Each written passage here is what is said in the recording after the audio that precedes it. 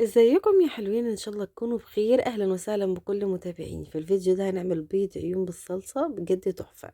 انا الفيديو ده معايا 4 او 5 شهور على الاستديو ومش عايزة انزله بسبب غلاء البيض الفاحش.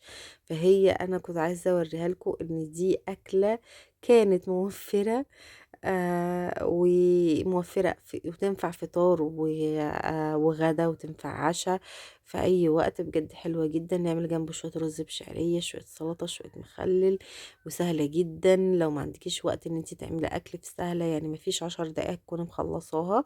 هنجيب الطاسة أو الصينية اللي احنا نستخدم فيها، نحط المادة الدهنية بتاعتنا، وننزل عليها بقى كده هوب ببصلاية ناعمة كده زي انتم ما شايفين. هنشوحها، هنقلبها كده ونسيبها لحد بس ما تغير لونها زي بالطريقة دي. هننزل عليها بشوية فلفل اسود وشوية ملح. يا سلام يا سلام بجد على ريحة الفلفل الاسود كده مع البصل، بحبها جدا. هنسيبها كده نديها تقلبتين، وهسيبها كده تدبل كده مع بعض كمان شوية لحد ما اروح اضرب الطماطم، زي نص كيلو طماطم كده. انا ما بخليهاش تاخد لون البصل عموما في اي طبيخ انا بعمله، ما بخليهاش تاخد لون. هنزل عليها كده بالطماطم وهقلبها كده كويس كده مع بعض. هي اكلة سهلة جدا جدا بجد. يعني انا كنت جايبة ال10 بيضات، كان في الوقت ده في الفيديو كانت ب30 جنيه. يعني كانت ب3 جنيه تقريبا البيضة. هنسيبها كده تاخد غلوتين كده مع بعض.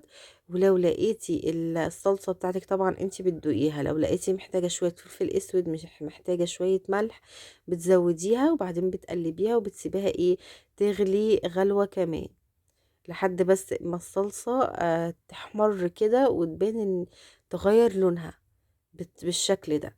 هنزل بقى بيضة بيضة بالشكل ده. انا طبعا عاملاها كده علشان انا اللي بصور بالشكل ده. هخلص البيض بتاعي، انا كنت جايبه 10 بيضات بالشكل ده، يعني قضونا غدا وعشاء.